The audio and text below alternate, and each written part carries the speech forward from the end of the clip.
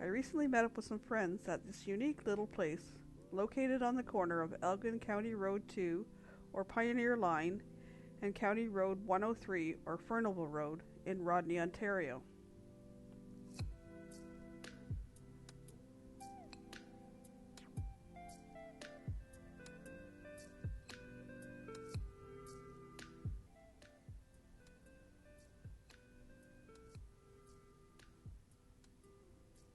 I'll let the owner tell you a bit about it.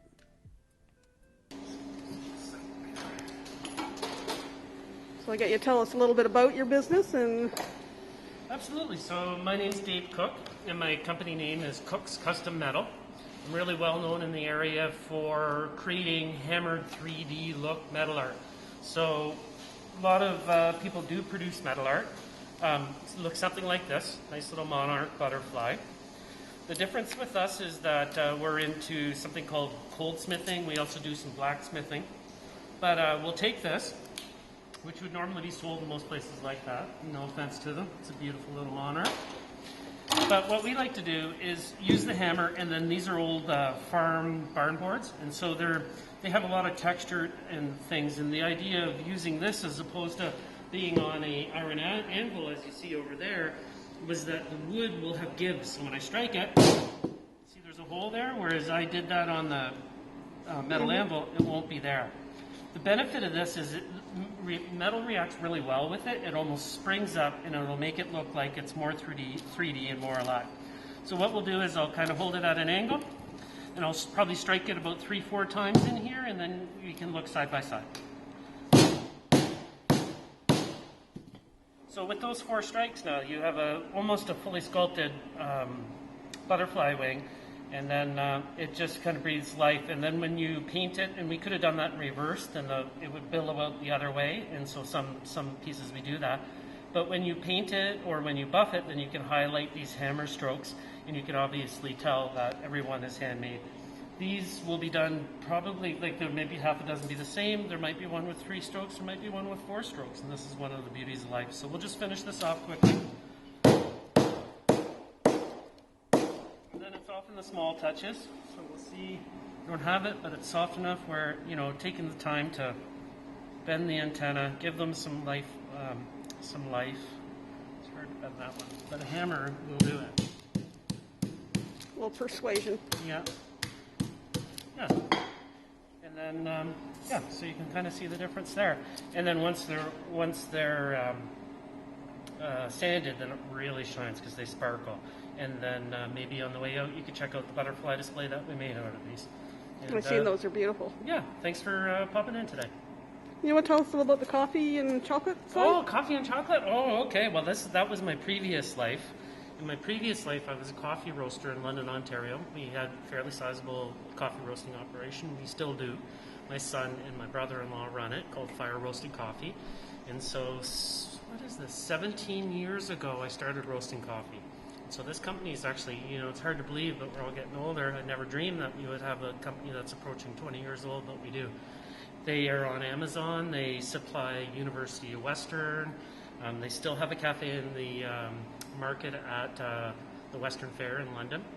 And then on my travels, because I traveled all over the world looking for coffee from one end of it to the other, I discovered a fella in Antigua, Guatemala who taught me how to make chocolate right from cocoa beans, which was very rare at the time. It is still really rare at the time to be doing chocolate making by small scale.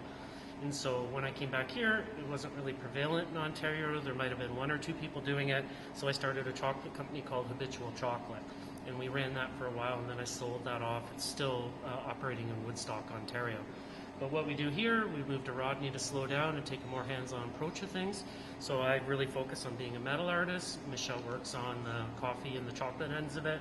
And so we still get our coffee from fire roasted, fresh roasted every week. The chocolate we'll be making here ourselves. And so it's this long story, and then we arrived in this little town to just kind of do our thing. Well, I know the chocolate's really good. Yeah. I've had that before. Yeah, absolutely. Yeah. Well, thank you. Perfect. Let's take a look around.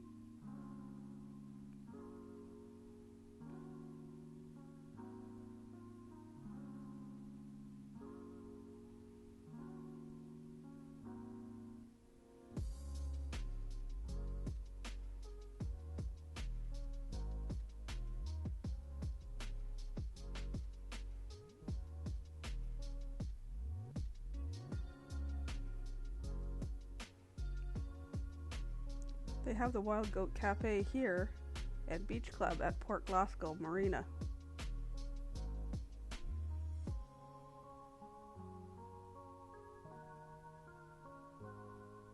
Here's some merchandise and some bags of the fire roasted coffee. And here's some other chocolate. We had our lunch from the cafe today. I had a Cuban sandwich.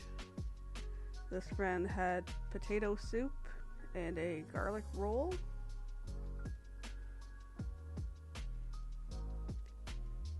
This one had coconut curry and red lentil soup, gluten-free lasagna, and a grilled cheese and jalapeno sandwich.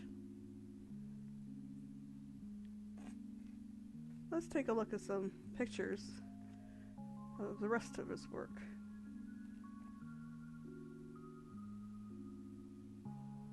You know, if you're interested, you could always contact Dave about doing a custom piece for you.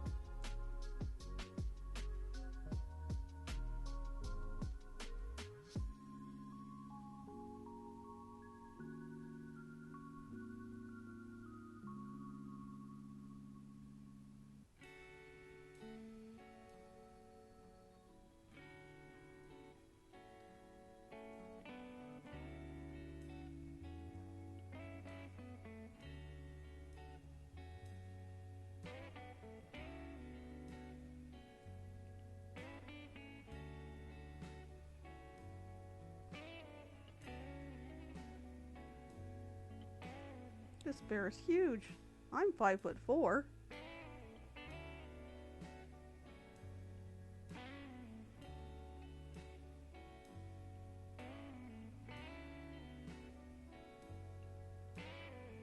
Here's some of the fire rings.